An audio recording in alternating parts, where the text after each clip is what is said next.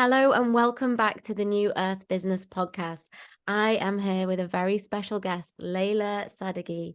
She has been one of my greatest teachers and biggest inspirations. I completed my yoga teacher training with Leila 5 years ago now. I think it's 2018 with the practices of freedom and well-being. And I still use some of the rituals, the techniques, the thought experiments, the ways of being that I learn on that course every day in my life. And I'm getting emotional now. I feel like this is going to be quite an emotional episode because I know that you also have the same deep reverence for life and for humans as I do. And I feel like this is a conversation that has been brewing and swelling in me for so long and just ready to pour out. So Leila, welcome to the New Earth Business Podcast. Emma, bless you. Praise your life. Thank you so much for inviting me. I couldn't possibly be more delighted and enchanted to be a part of this project and to sit in attune and gather ourselves into the frameworks of sacredness and love together here. So thank you. That is exactly what it is. It's sacred living, and you've really helped me to walk that path of sacred living. So thank you. Yeah. As this is the New Earth Business Podcast, one of the things that I really like to invite people into, and you're obviously an amazing businesswoman as well as a leader, a teacher, somebody who holds the codes of ancient wisdom. And I feel like the way that you market your work, the way that you show up in the world is so vibrational and it's so frequency led. So I just want to talk a little bit about your branding and your artwork and how that has come to fruition in your business. So if you're listening and if you're watching, then Google Leila Sadehgee now and have a look at some of her magical stuff online, because where did that all come from? How does that translate for you? Well, I didn't come along in a time when the visual language around spiritual practice or self-discovery was particularly enchanting. It was actually, in my humble opinion, pretty ugly, or sort of somehow irrelevant, or it just wasn't. It hadn't sort of had the sort of refresh that the millennials, post-millennial generations have brought to it. So I was very clear from the very beginning that I wanted my things to be really beautiful, even if they were very simple. I mean, my first website was very simple. It was, but it was still like the exact shade of pink that I chose. And, I went to by the way, it was based on, a card that I had made at Mount Street Printers in London. I went to have beautiful letterpress cards made. And I guess in a way that's where it started. Like I started out in the art world in the 90s, and the gallery that I worked for when I first moved to London was very, very interested in print. I was really good friends with a guy who was doing graphic design in print, and he owned a letterpress. So he was able to produce all these really beautiful kind of cards and private view invites and sort of, even books and all these sorts of things, produced really beautiful little volumes with the likes of sort of Tracy Emin and these sort of types from those days. And I was very, so right from go, I was already really interested in visual culture, but I came in with a real strong kind of invitation to comprehend and come to grips with the power of design. And I recognized I studied history of art in London, and I was in those early days of my life, I was just completely, I went through a period of time where I didn't even read anything other than art criticism and sort of art magazines. Like I love fiction, and I'm a voracious reader. So it was really, I was very kind of structured about it. But when it came to, I didn't even think of it. I don't even want to say that somebody would have said, like, oh, this is your branding. Like, that language wasn't even common when I, made my first and then second website. But I knew that what I wanted to do was create beauty. And I knew that I wanted to make the most of the power of design to do exactly what you've named, which is to set up a sort of frequency world where certain values are disclosed and certain realities are either pointed to or invoked. Yeah, that's so true. And it really does draw me in. And I remember that very first call that I had with you before I started on the training with you. I just felt, oh, this person is speaking my language. And you see the creative in everybody. And I think that is a real gift. And a lot of people that come to me, some of my clients, they don't feel like they're creative, and they don't feel like they can express their creativity in their business. And I feel like you really bring that out in people. Oh, well, that's the highest praise. Maybe I'm going to write that down. That's very high praise. I'm very, very delighted to hear that that's the impact that I'm having, because it's certainly my sense of things. I'm now remembering that I remember and I don't know how I did this. I ran an aesthetic choice workshop when I was in high school, and I'm remembering all these, like, I remember just putting out these objects, like I had the Issey Miyake perfume was like a really beautiful bottle. And then I had like this ball of multicolored electrical wire. I had all these weird things. And I was sort of asking people to choose which object, and then sort of talk about why they chose it or kind of what draws them to it. And people were like, oh, I never, and I kind of see that, like, people are constantly making aesthetic choices. And I think I'm really interested in that connection between aesthetic choice, personal value. Like, there's a value that's expressed in that choice, and it goes very deep. And of course, this takes us right back into the heart of spiritual practice, because from the point of view of the tantrika and of the kind of spiritual aspirant or spiritual realized being, these choices have very deep roots, and there's something that's being generated in a field of beauty. There's something that's being, like I said before, disclosed.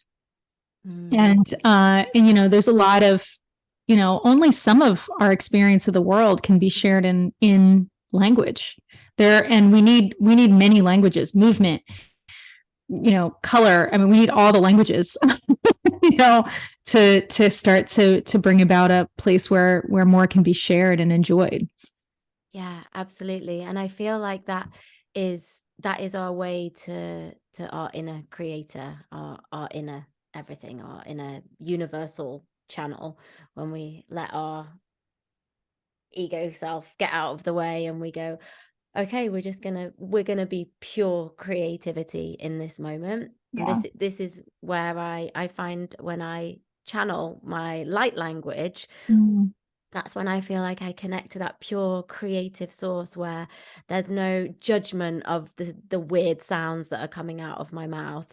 There's just, let it flow. And on that, sharing my voice and sharing voices as a community, one of the things that I really kind of came online for me when we were working together was my voice, and the dedication to the mantra that we were working on every time we came into a session. And I found this new dimension of my voice. It's like I kind of got a new voice box. There was a spaciousness that happened, and there was a falling away of conditioning. And I just wanted to talk to you a bit about that, and about how in business that can actually really help people. So let's say a lot of my listeners running conscious business, soul aligned businesses, or they're thinking about doing that. And for me, working with mantra, working with voice has really helped me to speak my truth and show up online, be seen. Just wondering where that's come online for you, and what are your opinions, and if you have any tips for people. I think we're all going to have to get used to some long pauses. I noticed myself even yesterday, like it's a good time to take a long pause. And that might be the full moon as well. I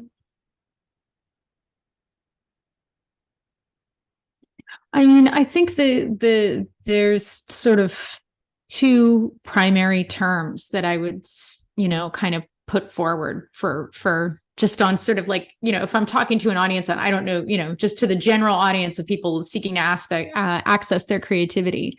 One is to open the channel, and then the other thing is to refine the frequencies. I mean, I would say maybe you would say like creative living is a continual process of opening another channel and opening another, and then refining frequencies and refining frequencies, which is exactly the same as spiritual practice. And in that regard, I think that mantra, and by the way, for me, mantra is, mantra, just to say what it is, mantra is the practice of saying or chanting particular syllables or phrases of words. From the yoga tradition, most of the some of them are very old mantras, some of them are more recent. There's sort of mantras that go along with particular practices, and in the tradition you would have been given particular mantras by your teacher, and they would have been the teacher would give them to you particularly to support you in opening particular channels and in refining particular frequencies. And another way of putting this is to say it's meant to clear particular bandwidths of conditioning so that you can experience more of the truth of who you are, which is just freedom itself. So mantra then, and the word itself, for those of you who haven't kind of heard this breakdown, man refers to manas, and it's like the mind, but it's also, like in the yoga tradition, it includes the emotional world. Like mind is not just, your thinking process, and then there's no sort of separation between thinking process and feeling and emoting in this framework. So you have the man is the mind, which includes the emotional field, and then tra is like a tool for. That's what that little suffix tra means. It's a tool for this field, and so it has an incredible kind of lining up, like aligning and lining up power. And of course, like the fundamental thing is that, we are, like, what it reflects is that what we are is vibration. And that's sort of like just an undeniable thing. Like anyone who's hearing this right now can just turn their attention to their body or their sense of their body in space, and they will feel a vibration. They'll feel, and like what aliveness fundamentally is, a vibration. And then, of course, we know that it's true, although we may, probably many of us have looked under the microscope and seen these things, at least seen images of them, that everything is made up of particles that are vibrating. And the quality of, like, I'm touching now a stone table, the quality of whatever object you're looking at is determined by the particular substance, the material, and the material is made up of like what its frequency of vibration is. And so then you are essentially remaking yourself from the inside out. Because the goal, I mean, at least, in tantric yoga, the goal is for you to recognize yourself as the divine. You're undergoing a process, you could say, of deification. You're becoming the deity that you worship, or recognizing that you've never been anything other than the deity, because the deity is reality itself. And so the process of mantra, it's like it can do, and then, you have people sort of receiving mantras or kind of just reciting them or making use of them.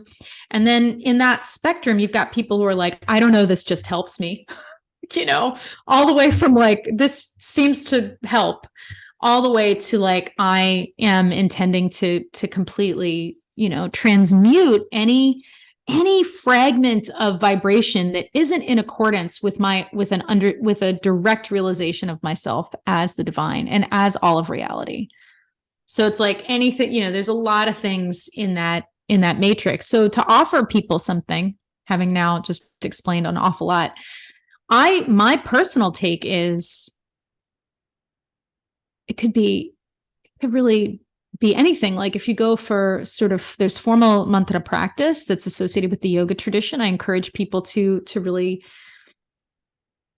take a deep bow if you want to make use of those sorts of mantras, because they come from a lineage. There's a lot of blood that had to be spilled so that those mantras could survive. And it's really on the backs of, people who've been oppressed by different forces over a long, long period of time through the world's, the communities in South Asia that have really, it's the humble yogins through space and time who've like upheld these traditions and kept these mantras alive.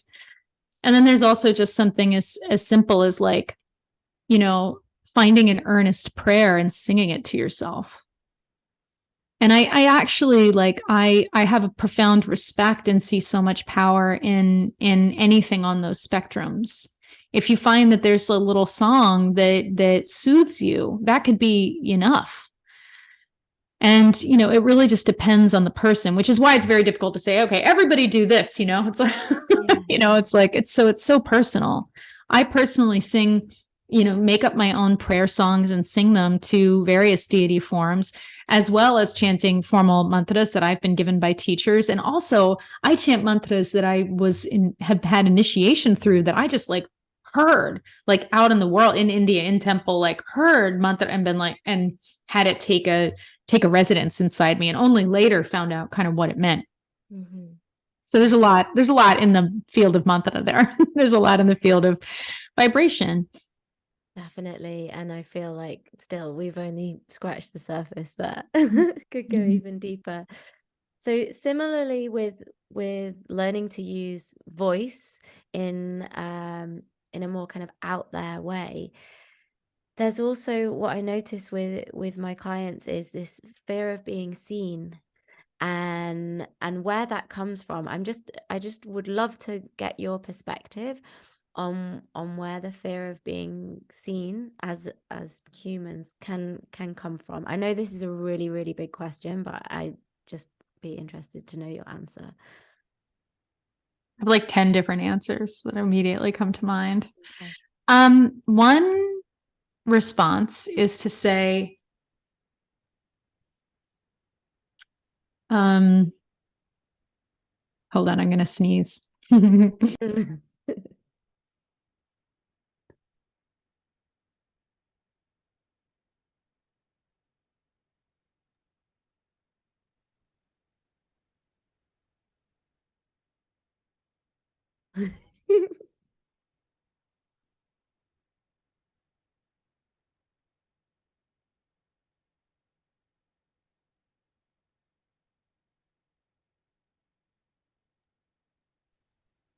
That there's some fundamental contraction inside most human beings. There's a fundamental contraction inside most people. And that is a contraction that says, I am less than, I'm not perfect, I am imperfect, I am not whole. And so this is really straight out of Tantra. It's called the Arnava Mala. And it's this fundamental distortion in consciousness. And it's usually sitting really at every level of a being. And so then it becomes this is the thing where it's open the channel and refine. It's even one or two layers of it can come off, and there can be some opening, and then there's still more. But there's something else that came to mind.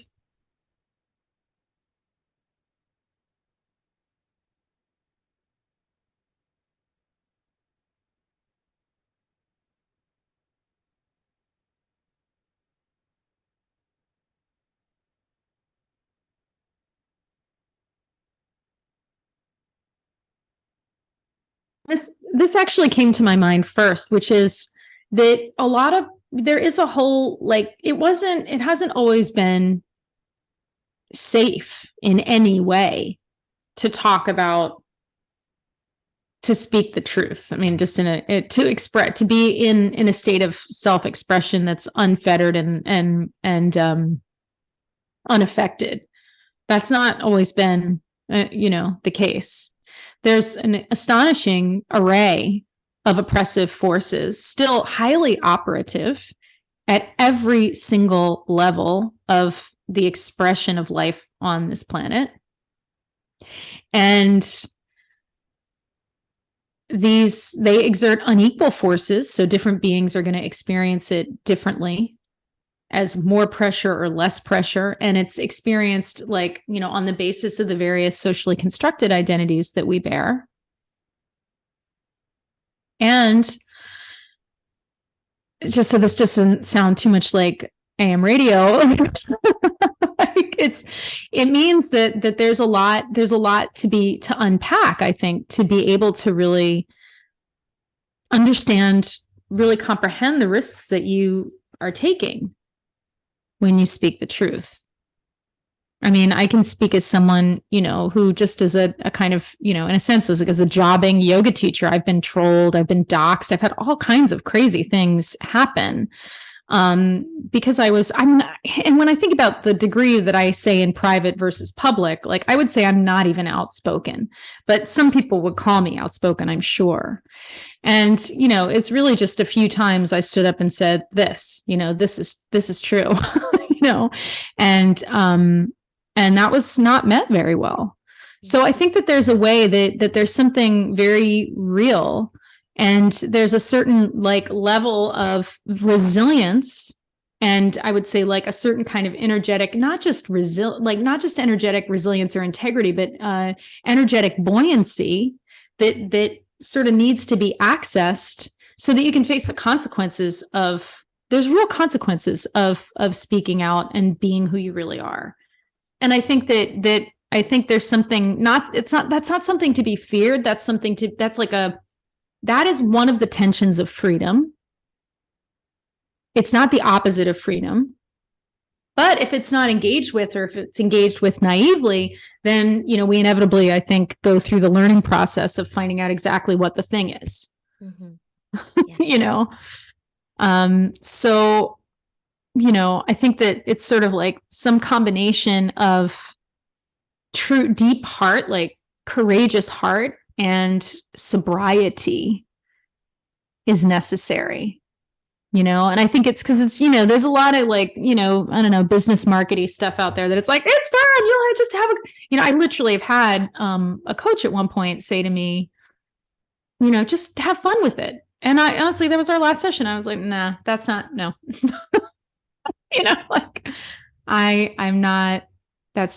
I'm not having fun, but there's something missing from that encouragement for me. Mm-hmm. Mm-hmm. And it's not a discouragement to invite a kind of plain seeing or a real heart-centered seeing of what you're facing when you raise your voice. Yeah. I found that in business, it becomes a spiritual practice for me. The way that I show up, the way that my voice comes out, and it's every day's a school day when you're running your own business. It's just constant learnings. So on the kind of path of becoming a stable vessel, this is one of your words that I'm using. I was binge watching your reels last night and preparing for this conversation, and that really jumped out at me. So we've covered some of the big topics, and now I'd like to understand a little bit more about how you have personally become that stable vessel to be able to hold that. Like you said, you've experienced some trolls and some not nice energies coming at you. How can we stay stable within that? Well, I mean, one thing is that a part of growth is complete instability and even chaos and all. So one thing is just to not make anything the opposite of your stability. That's enough. I'd say maybe that's a good place to start. But also there's a way that certain a real honest assessment of what you actually need this is part of the sobriety, right? It's like I think I would encourage people. I mean, I would encourage my teacher trainees and people who actually come to me to really like take a sober look. Like, I'm holding back here. Is it well founded for me to hold back here or not? And also, then there's what are the practices and the ways that I can cultivate stability? And I think in that sense, like, there's nothing like daily practice, committed daily practice, ideally in some kind of connection with community. That's not as easy to find as it used to be. And it's not as well, it's also not as popular. There's I think what I see when I look around me at the landscape, and obviously I only see what I managed to get myself exposed to, but I see a lot of people just like, I'm spiritual, or because I go to some spiritual workshops, or, this sort of general, or I'm interested in these things. But in my day, if you were spiritual, you were, at the Buddhist center. Like, there wasn't any place else to go. There was no TikTok or Insta, whatever, Instagram or whatever. Like, there was no spiritual Twitter, there wasn't anything else. Like, if you wanted, you had to, like, if you were going to find out where a thing was, you had to like look it up in the phone book. And then you had to like go along to the place and actually go to the place to find out even what their schedule was, or call them and ask them, So like, it's just a very different kind of orientation. But I do think that the one of the things that can easily be lost is, committed shared practice space. And I think it is, I'm always trying to cultivate that more. And actually, it's not so easy, because people do want to touch in. They want to create their little, Instagram has given us the opportunity to curate this like little world where we have our points of influence kind of clearly mapped out for ourselves. And the advantage of that is how nice we can have our own personally curated magazine that sort of shows us exactly, it even prompts us to see more things that we like, and so on and so forth. The disadvantage of that is then we might miss some of the kind of facets, because, if you sort of, that's actually an old, it's like from the yoga tradition, this sort of illustrative principle, which is like, you have to dig deep enough to get the gold. Like, if you dig a bunch of hole, it's like one, the one hole will take you down. Like, it doesn't, in a sense, it doesn't matter. Like, you have to be committed to go all the way down. So yeah, there's a lot to say about, you could even have like a buddy or like a general interest and follow it. Like, I always say, like, if I'm doing a spiritual practice, I'm like, oh, well, I'm going to try that for the next 3 or 4 years. Do you know what I mean? Like, I need to see over a period of not just like a few weeks or a few months. And I, also like not looking, here's the thing about stability. Jaleesa Cypress and I just taught a workshop through Mystery School called Stability Town. And it really was about like we also have to like welcome the boring or the invisible. Like, remember that stability is like kind of like furniture. It's just there, it's not something that we're sitting around getting like a big sort of spiritual clitoral hit from, unless you really know how. Of course you can get a hit from anything if you know how, but the point is not even really to get the hit, but to like over time experience the benefit of having your own feet under you and not a bunch of ideas under you, which is a really different thing.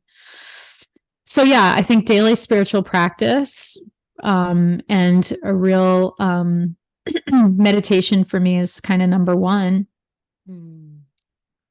Because you have to meet yourself, and especially if you're practicing solo and with less connection in a group, or with a particular sort of like set of ideas that you're then exploring over a longer period of time, a worldview that you're exploring. If you don't have that, then at least with meditation and the consistency of that, like, there's no way you're not going to meet yourself. Like, you just have to sit there and to kind of deal with what's there when you're not doing anything else. So there's that too. Yeah, I remember you saying this is all about meeting yourself again and again and again. Yeah, absolutely. This is so interesting that we've come on to talk about this now, because I'm currently running a 21-day Earth Abundance Activation, and it's run through Telegram. So the people who are on the course get a daily affirmation, a ritual practice, and reprogramming meditation. And that's the same every day for the 21 days.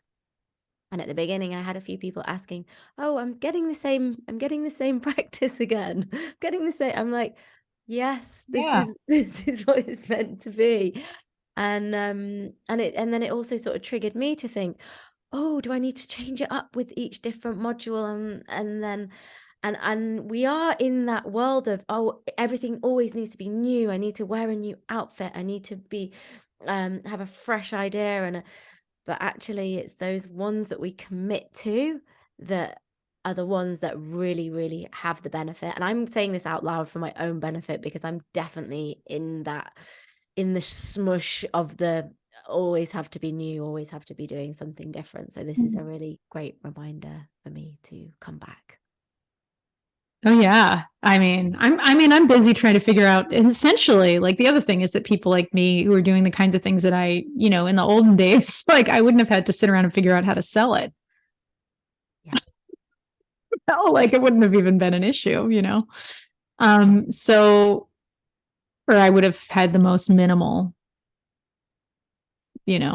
worry about that, let's say.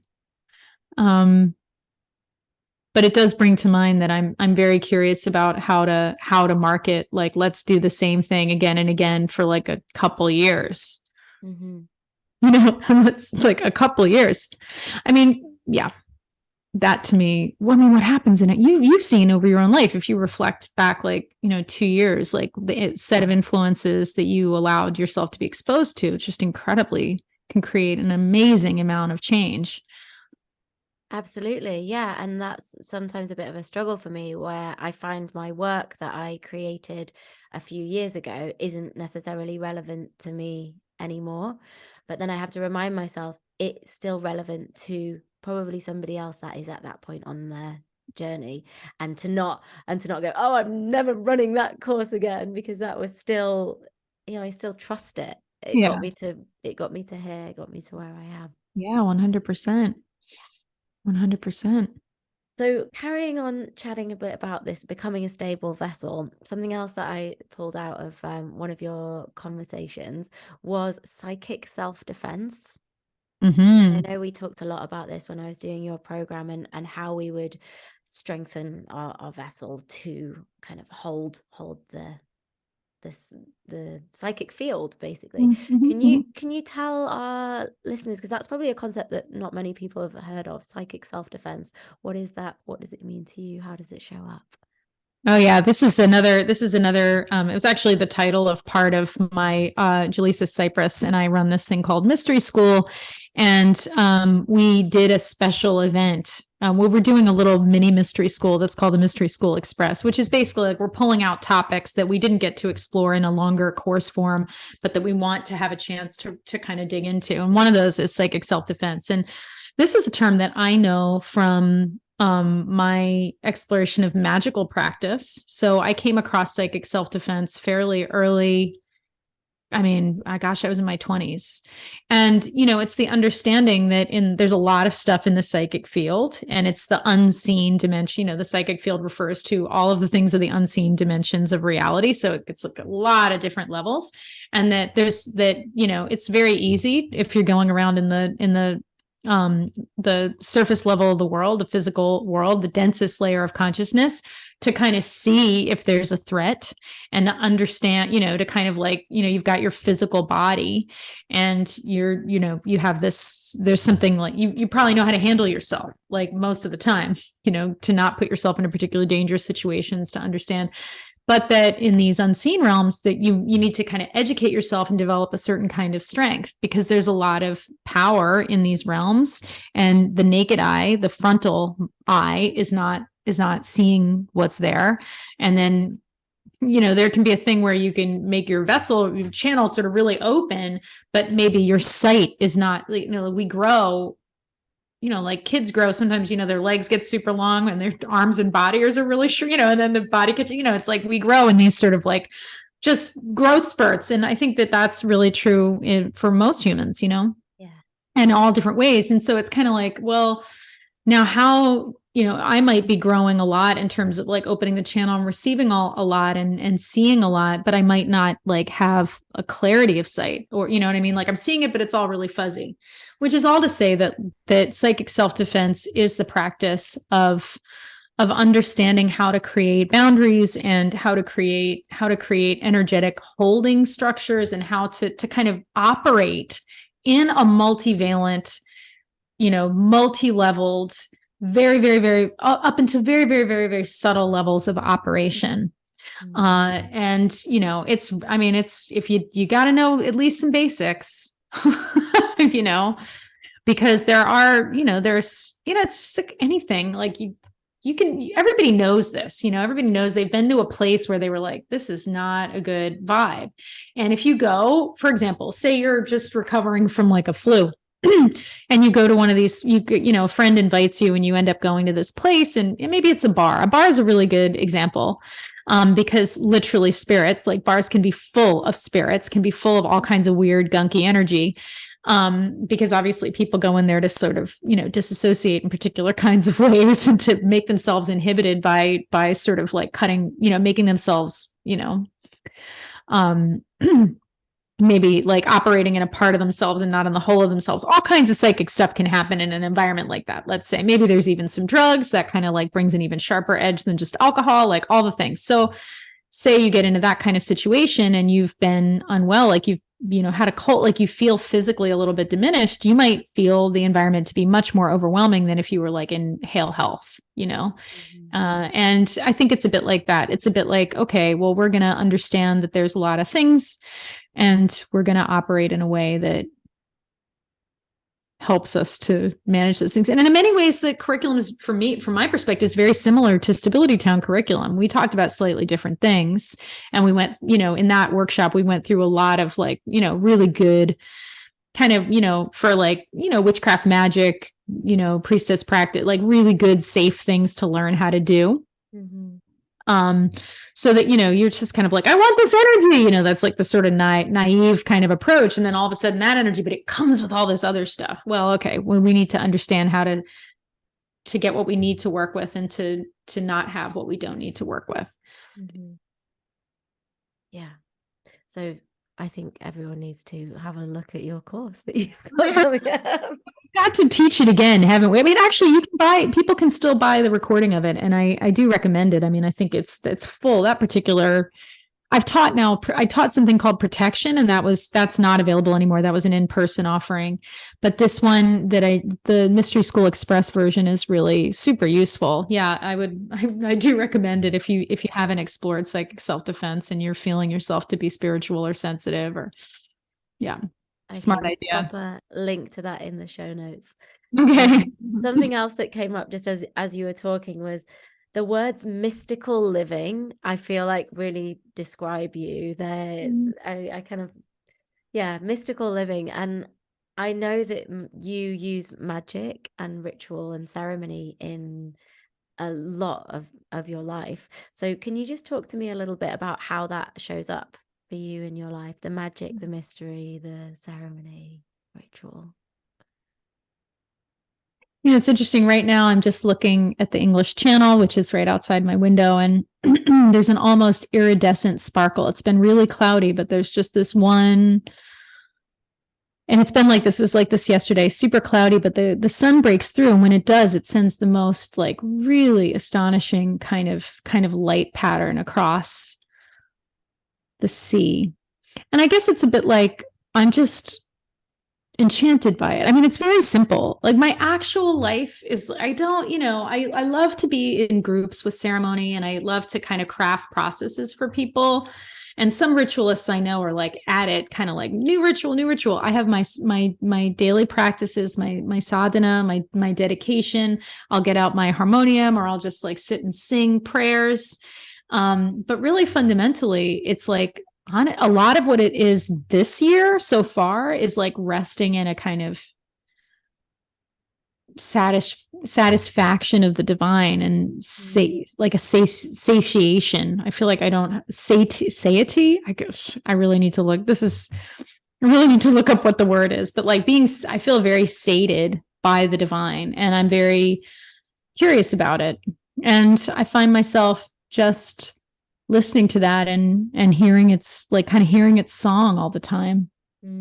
I could use, for example, if I wanted to go like, I could start to look at that pattern of light and ask it to speak to me and ask it to inform me about my life. But I go through phases where I don't even want a reflection. I don't need to know the future. I just want to meet this moment fully and enjoy it. I mean, it's really, I talk to the cards a lot though. When I'm feeling like, okay, I need some information, I do talk to the cards. And particularly this year, well, actually since last summer, so it's from last year, I have some deepening of my connection to the star world.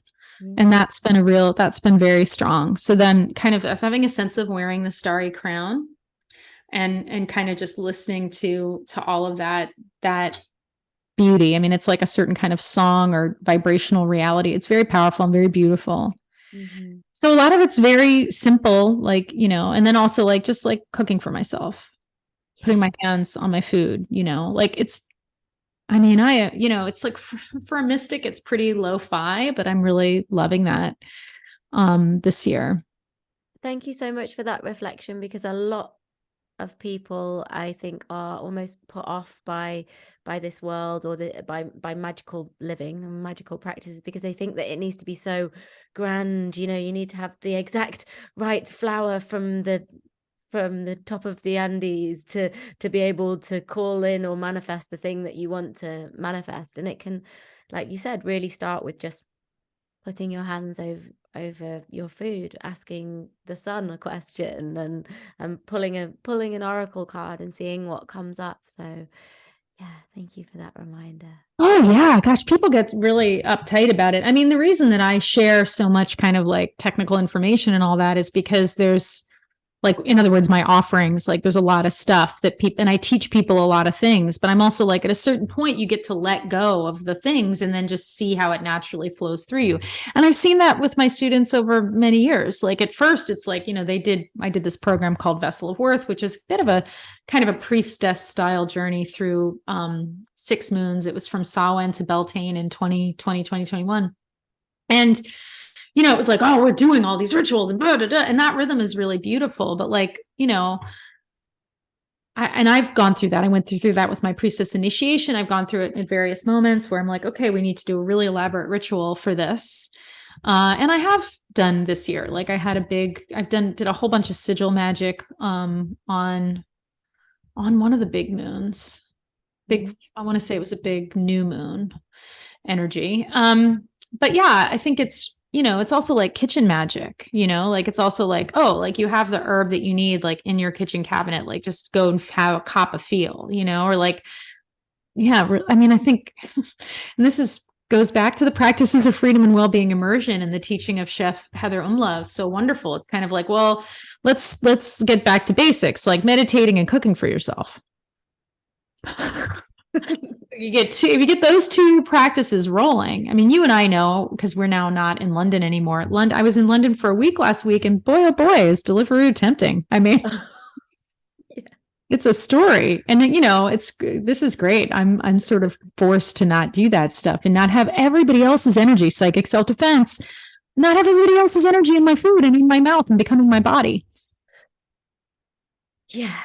All of that energy in the food prep. And that's not to blast anyone. Like, I'm really grateful for the folks who are making the food. And I know that a lot of it is made with a lot of love, but it's a lot of energy to take into your system all the time.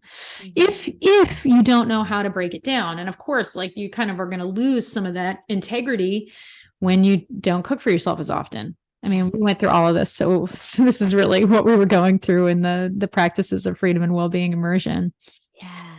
Mm. As you're talking, it's making me think of my garden. Last year when I moved here was the first year that I grew my own food. And I was quite nervous at first and reading all the books and trying to do all the right things. And I had a lovely friend come round and he went, just put the seeds in the ground. Just put them in the ground. And anyway, I kind of just put them straight in, didn't do any beds or anything. tended to them daily, and they grew. And they grew and they grew, and they tasted so delicious. My carrots, my radishes, my leeks, my rocket, Swiss chard every day.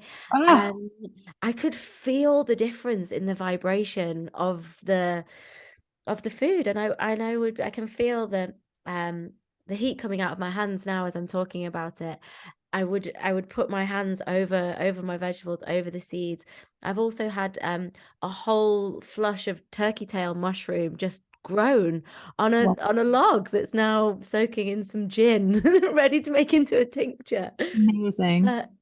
Yeah, it's amazing what happens when we do these things with intention, and it doesn't have to be like a grand ceremony. You can just literally be putting a seed in the ground and asking it to grow, and that's enough. I love to hear that. I'm just now, so you're very next level, because I don't have a garden here. I just have the sea. So now I'm like, oh, next place there'll be a garden. Definitely. And I just to add the cherry on top to that, I ran a workshop here called Our Collectivity, which brought conscious business owners together to my garden for a whole day of talking about their business and doing ritual practices. And I fed them from the food in my garden. Oh my God, that's hot, girl. Yeah. Yeah.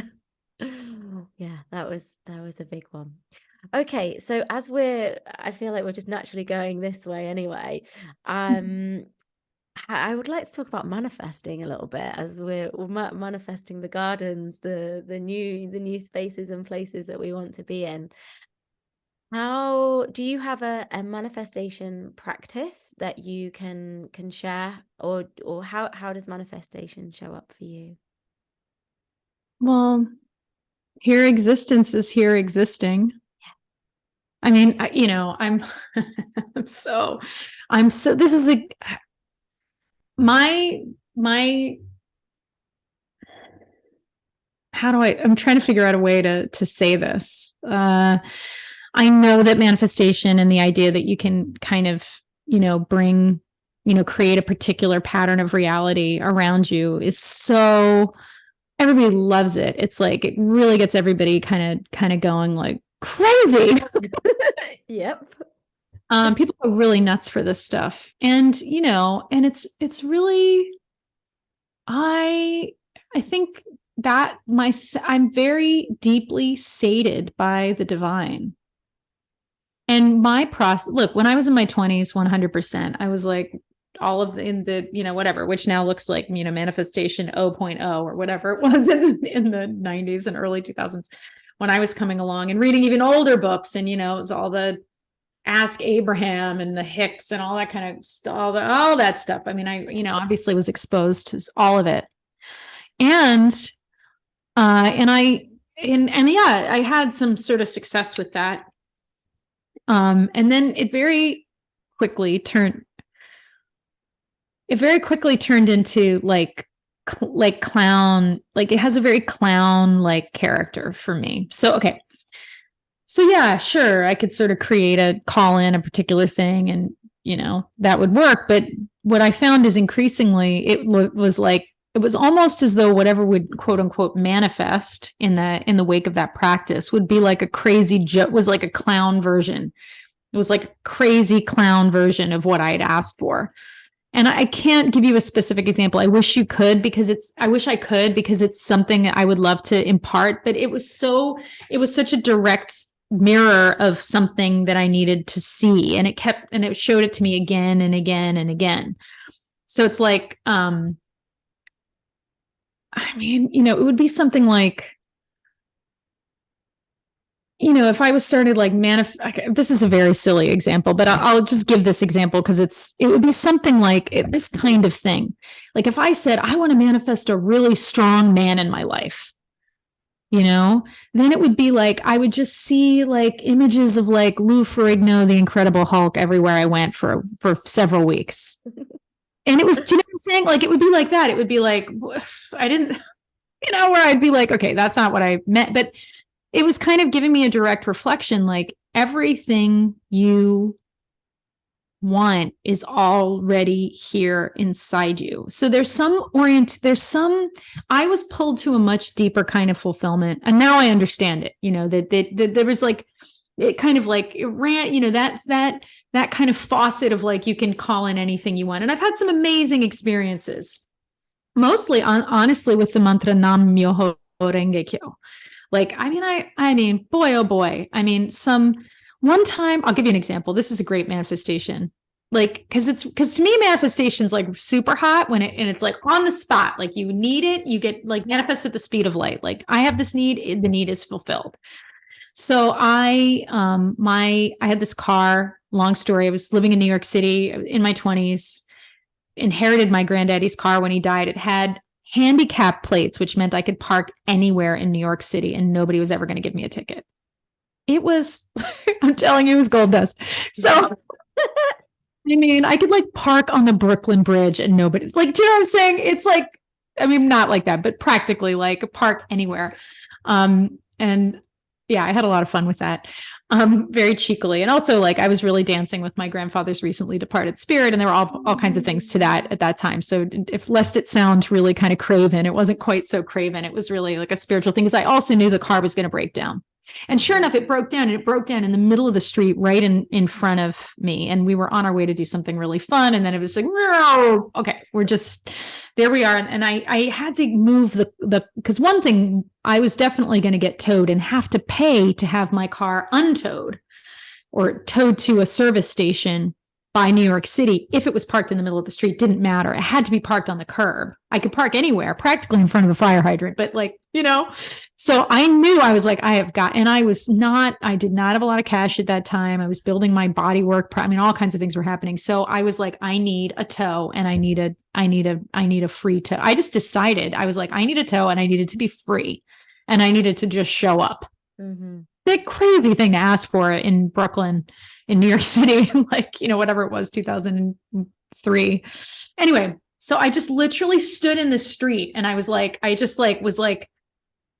tow truck. I just like, how, and I was like, I basically determined that I wasn't leaving until a tow truck arrived. And it got to about like 25 minutes that I'd been literally standing in the middle of the street, like having to step aside when a car came by. And I was starting to think, wait a minute. You know what I mean? Like, this is just me standing here. And honestly, like, just as I was starting to have like a tiny little bit of doubt, and I had this like resolve kind of like rise up in me to meet the doubt, there's this kind of moment. A tow truck, these two guys pull around the corner in a tow truck, and the guy literally leans out of the window and says, "Hey, looks like you need some help." Free tow to a service station, which is what needed to happen so that I wouldn't like have my car have to pay a lot of money to get my, once the cars get impounded in New York City, it's a whole story or whatever. That probably wouldn't have been that much money, but I was convinced it was a lot. So I created this whole reality and this manifestation. And I enjoyed these sorts of things that would happen. I needed a certain amount of money to do the thing I wanted to do. Within 3 weeks, there was the money, all these sorts of things would happen. But at a certain point, the faucet got like, I want to just say turned off.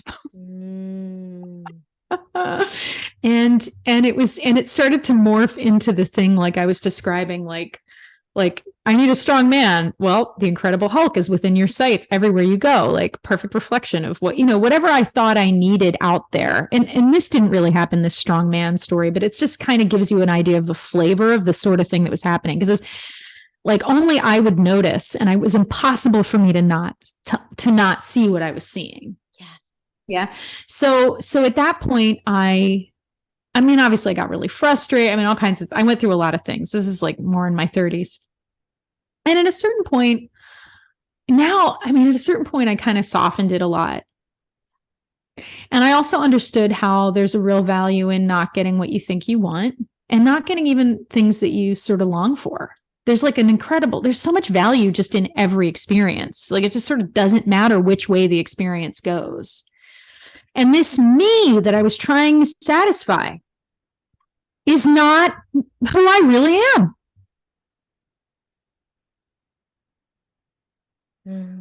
Who I really am is already satisfied.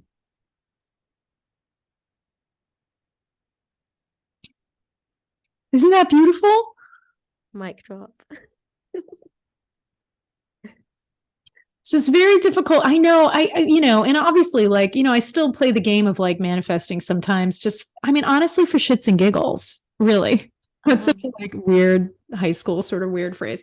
I do it just for the heck of it occasionally, but like I kind of have a very different relationship to it now. And honestly, I went through feeling hard done by, about it because there were some things I really was aiming for and did a lot of practice around and nothing. It was like really like tumbleweeds. And now I'm like, I see now the state that I'm living in. I mean, I understand how profound it is.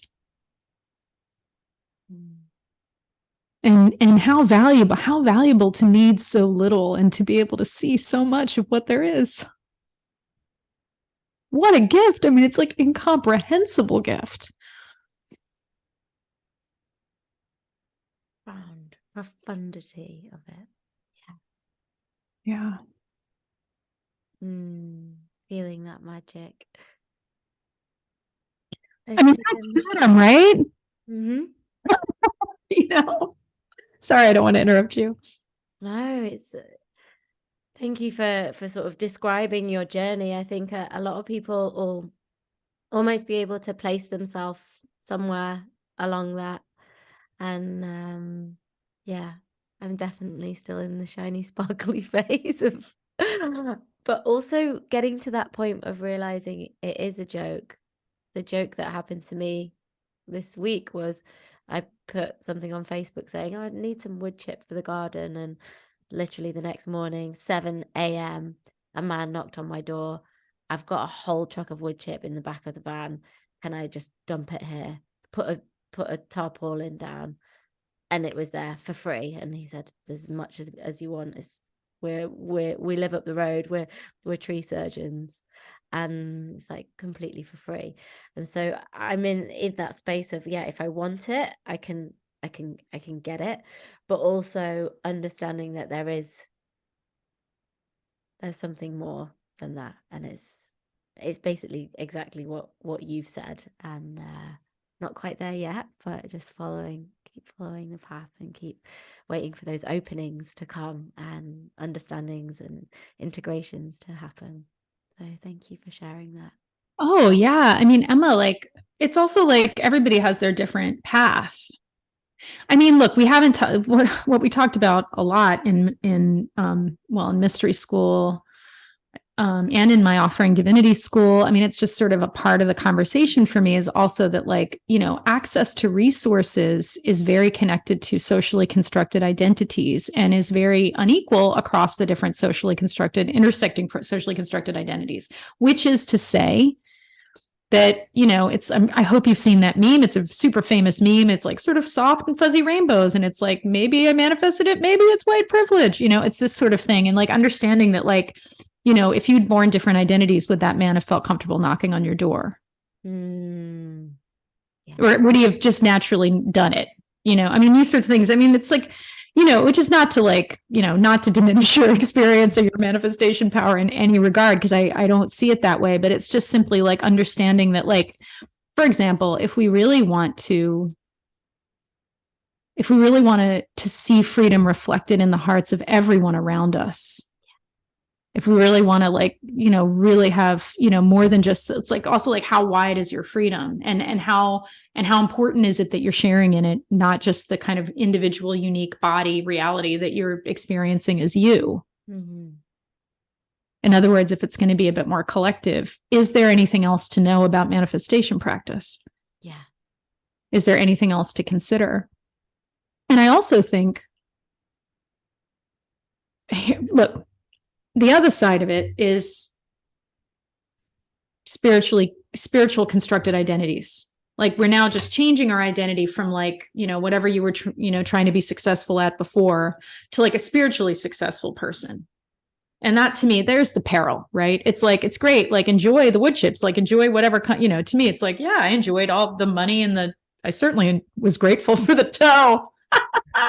And, these sorts of different things that happened. And there's a way that like I also think that my system is naturally was naturally like listening and refusing in a very deep part of myself that took me a long time to identify with in any way, was kind of going, I don't want to get caught in any of this because I'm like a heat seeking missile for awakening. And the real thing and the real freedom can't be beholden to any particular circumstance. It just can't be. Otherwise, it's not the real thing. Yeah. So it's like, can we I guess then in that case is like, can we manifest with a really open hand? Or what would it be to be preoccupied with manifesting things that are only shareable? Yeah. I'm thinking of like Felix Gonzalez Torres's artwork. I don't know if you're familiar with this artist, Felix Gonzalez Torres, very amazing artist, who died during the AIDS epidemic, but very, very wonderful work. And his work would be like a sort of like, it would look like modernist sculpture. But then if you got close to it, it's like, so for example, it's like an art gallery with this, it looks like there's a shiny stripe across the middle of the art gallery. Mm-hmm. But as you approach it, you realize that the stripe is made up of candies and you're meant to have a candy. Right? So it's like, it's a gold stripe, but you get close to it. Actually, the gold is like a candy. Or there'd be a particular image and there'd be a stack of it. It looks like modernist sculpture. You approach it and there's an image, but it's like actually just a piece of paper, like a stack of many pieces of paper. And the image is on top, but the image is on every piece of paper. And you're invited to take one. So I kind of like, I feel like actually I'm going to work with that. I'm going to work with like, how can I make a manifestation practice that's more Felix Gonzalez Torres style? Yes. More for everyone. Yeah. And there's something else in it too, which I don't think I can name just yet, but probably like, in a couple of days, I'll think of it and write you or leave you a voice note. Yeah. Yeah. That high tide floating all boats kind of comes to mind. So how can we give from that full cup? Yeah. And also like how is everyone else present in the entire manifestation altogether anyway? Like every reality is made up of every other reality. Yeah. And how do I like live in that in a way that creates the kind of enchantment that is mine to kind of sit in the center of, that is mine to generate, that is mine to enshrine. Yeah, and this goes from more individual living to collective living, and the moving away from the me, the I, and the more of the us and the connection. Yeah, 100%. Because I'm never going to shore up this me. It'll always be a project. I'll be like, oh, let me just do that. I just need. It's like that me will never be satisfied. Yeah. Because that me is in fact like a contraction. It's a shadow. It's not the real thing. I think I'm going to have a lie down after this conversation. Ooh, I feel expanded. So before we come to a close, I just want to ask you about your pilgrimages and how important pilgrimage in all of its different forms has been for you. Oh man, that's like right at the heart of it. I really, I'm a pilgrimage walker. I am, and I got a pilgrimage, gotta go. And, I also want to honor that that's not everybody. And I think that's really important. But for me, one of the ways that I refresh myself is going to, powerful places where the sacred is centered. I mean, and I think that's essentially it. Like, like it's not like the grocery store is any less spiritual than than a pyramid. I mean, there actually is, technically there's no difference, but when what's being centered and what is habitually centered, and therefore like what sorts of energies are invited to come to the fore, because all the energy is always there. And I think that for me, I gotta taste it. I just love it. I love to go to temple. I'm leading pilgrimage to India in January 2024, the Awakening pilgrimage. And we're going to go to some of the most powerful temples, really in all of the lands, and certainly, yeah, very much in South India, certainly some of the most powerful temples. And I can't wait to get back. It's just literally, it is candy, it's like, for me, it's just really powerful. And same, to go to Avalon, I'm an Avalonian priestess. So going to Glastonbury and then going to Avalon through Glastonbury is very powerful for me. And I'm about to go on pilgrimage at the end of divinity school. We go on pilgrimage to France, and there's some Divine Mother spaces that I really love, and we'll go together for that. I mean, I've sort of thought, like, maybe, by the way, so I just have to say, Emma, I don't really identify as a business person, actually, which is very, often, maybe like occasionally, like, entrepreneurship for me is like, felt cute, might delete later, it kind of has this sort of like, I feel very, mostly I identify as somebody who's upholding a teaching ministry, and kind of like as a priestess and a ritualist, and just somebody whose way of life in every way is like, this is what I'm doing with this life, with this breath. And, I have ambivalence about the business side as the business side. I think mostly because, because of how much, because of the interlocking systems of oppression that are sort of in it, that are encountered, that are sort of iterated through a lot of business activity. And I think for me, but it's whatever. It's also that, like, there is the fact of, like, I sell things. And in that sense, I will admit that I am a business, in that sense, like, that is true. But I have thought, in terms of business, I've thought, well, if I was going to really get behind a business as a business person, maybe the only business I could get behind is a business where I'm running pilgrimages, where I'm just like on, taking people on pilgrimage, because I kind of like, I enjoy it that much. Mm-hmm. I mean, it's an elixir. It's an elixir. I'd love to go to Glastonbury with you. Oh yeah. Actually, it's so funny. I was just thinking that I want to call Chalice Well and take a small group for next year. I kind of thought that really came through strong, that's important for me to do next year. So that's in my sights. Well, I'll be there. It's local. Yeah, definitely. I want to see you there. Yeah. I love what you've just said about business. I think a lot of people listening will also resonate with that. And it can be, because business has been so skewed and distorted. It's sometimes hard to say, like, oh, I am like, the word entrepreneur won't even come out of my mouth, like, like but it's amazing to see that, how you have sort of shifted that and changed it and made it work for you, and seen yourself as a guide in the dark for some people in their, what they're looking for and what they're searching for. I mean, I guess would I even say, yes, I suppose that is true. Like, I guess I see myself as a guide. I also feel it's like funny, like, I call the communities, I have lots of pieces of teachings and things that I know are really important. It's like, I kind of feel like I'm setting up a certain kind of jungle gym, and the inevitable kind of consequence of interacting with the jungle gym is that you have a deepening of your, understanding of reality and yourself, and that you have some awakening. But I almost feel like I feel almost not necessary for that to take place, even though obviously I have to be there, otherwise the jungle gym doesn't exist. Yeah.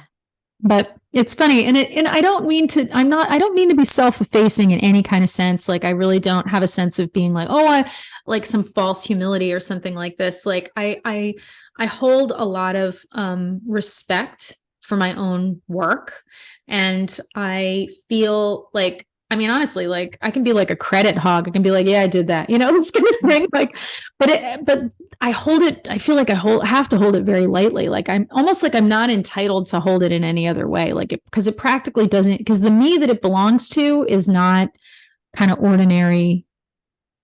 There's no small meanness that any of that really belongs to. Yeah. It's thorny, right? I mean, it's sort of exciting. Like the exciting part of business to me is how thorny it is. Like the fact that it's thorny, the fact that it's icky to say entrepreneur, like, like like that to me, that's when it starts to get exciting.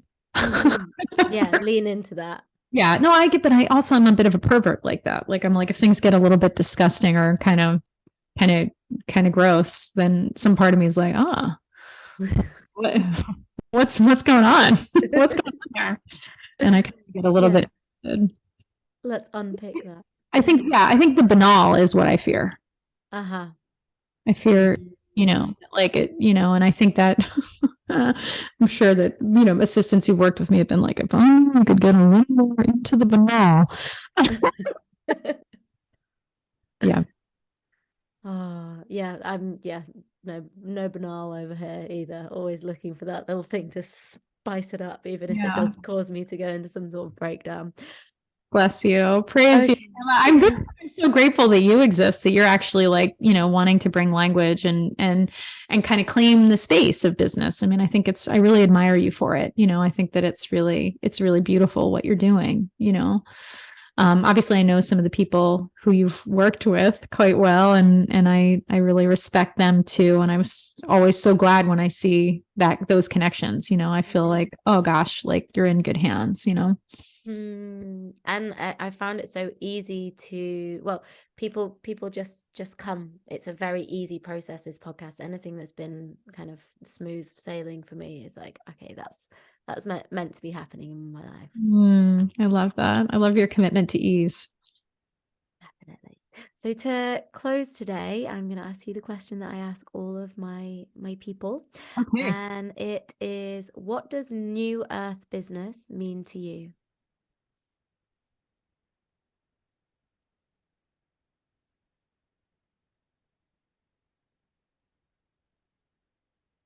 New means endlessly refreshing. Earth means what we have in our hands to work with.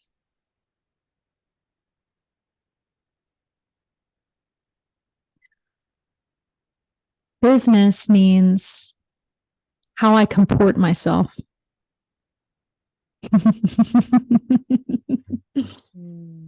Yeah. Love that definition. That's good in the dictionary.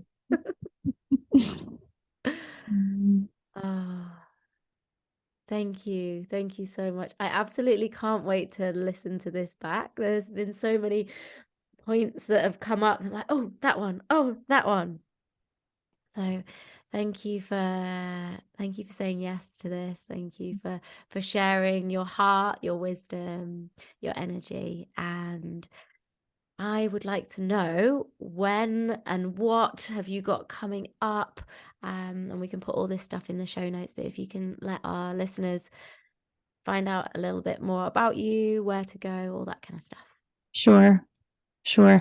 Okay. So I'm not sure when folks are going to hear this, but I am teaching in person on the 15th of April, and it's called Tantra and Vinyasa. So I'm actually going to teach some movement and teach some asanas, and we're going to go into a breakdown of the tantric worldview. And so this is a lot. I'm putting together a program, and you'll see more in the future of giving people some deeper tantric teachings. And that's in advance of the pilgrimage, the Awakening pilgrimage, January 10th to the 21st, 2024. So that's coming up. The pilgrimage is sort of the big big banner, kind of like, if you can possibly make it to this, I cannot urge people more wholeheartedly, because it's so going to be so juicy. And that's Jaleesa Cypress and Yusuf Ghaffar and I are running that together. And yeah, it's going to be really beautiful. But in advance of that, as a part of the pilgrimage, I'm giving these sort of like lecture practice experience sessions leading up to the pilgrimage. And that's included for people who do the pilgrimage. It's also like anybody's invited, and you'll just sort of get the money back if you decide to book the pilgrimage, at a later date. But I really want to kind of bring forward some of the explicit tantric teachings and give people some of those things. Some of that's in the old Freedom and Wellbeing immersion, and some of it I haven't sort of taught much publicly, but I'll be sort of throwing down all of that stuff this year. We also have Mystery School. Mystery School starts in October.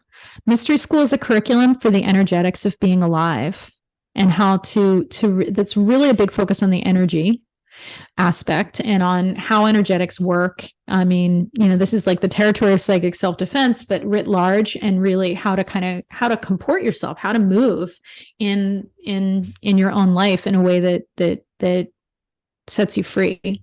And Mystery School is great. We get people who are more experienced, and also people who are really a lot newer and want an orientation. So it's a good kind of mixed group. There's a lot of different kinds of people who come into that space. And that's an online course, and it's offered by me and Jaleesa Cypress. We also have Mystery School Express. So if you want to just touch in, we have Freedom Palace on the 15th of April. And then in May, we have Money Ball. It's a money spell. So if you want to play, if you do want to play manifestation with me, and I do play, and really in spell casting around money, which in my experience it does always work. It works. We're going to do a collective spell. So that comes up, and that's also, Jaleesa's got some really amazing ideas about money, and about the energy of money and the energetics of cultivating relationship with money. And so we're bringing that forward in Moneyball. So Freedom Palace and Moneyball are offerings from Mystery School Express. You can also buy the recordings of the Mystery School Express, because we've already had Stability Town and Psychic Self-Defense. So if people want to get that information and be a part of that, you can jump in. And you can come and just practice with me on a Saturday morning at 10 if you're on UK time. You can buy the recordings through that, but mostly it's so great when people come in person. A lot of people do. And that's like Collective Joy Movement, Saturday, 10 a.m. And that's like really high spell casting, spiritual teaching. You can either take a yoga class, or you can dance your way through it. So it's got really fun music. It's a very freewheeling kind of an offering. So that is most weeks, not every single week. Like, I've been unwell, so I was unable to teach it last week, but most weeks during the year I offer that. Yeah. So lots of things, lots of things. I love your consistency. Mm-hmm. Yeah, knowing that you've always got that Saturday morning just to, not that I've been loads, but knowing that it's there is it's amazing. And the last time I took that class, the dancey one, with my friend Rosa, we just had an epic time. Yeah, it's really a lot of fun. It's a lot of fun.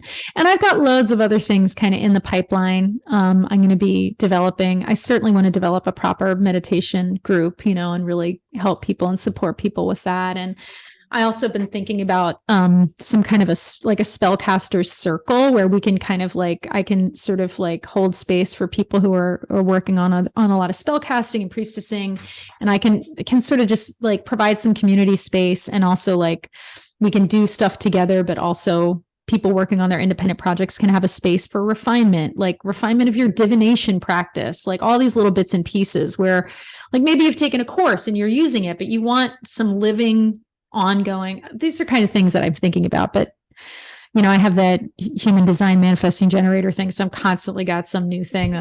Who knows when the timing of that will be, but we're basically not banal. It's anything but banal, much to the frustration of various assistants who've worked with me over time, but there's always a lot of love there. Yeah. Oh, so we can find you on Instagram. Yes. What's your at? At Leila Sadehgee, Leila Sadehgee. And then the same for your website as well. And so get into all of Leila's content and subscribe on email list, and then you'll yeah, please, if you come into the newsletter, that's where I kind of do first announcements of things, and I do write little pieces, bits and pieces, I'll kind of break down a concept or something, I have little bits and pieces. And also the truth is, Felix Gonzalez Torres, I offer a lot of free stuff, and I really offer it in that spirit. I actually just want people to have an opportunity to do things. So I do offer quite a bit of free bits and pieces. So yeah. It's all there for you to dive into when you can. So, Leila, thank you so much. Hand on my heart. It's been absolutely wonderful speaking to you. So good to have your energy on this podcast. Yeah, I can't wait to get it out there. Oh, blessings, Emma. Thank you so much. I'm so grateful. Praise your life. Praise all of your offerings. Praise everything that you're working on. Bless, bless, bless. Just like real powerful blessings for you and for everyone who hears this. Praise your life. Blessings of love. Blessings. Bye.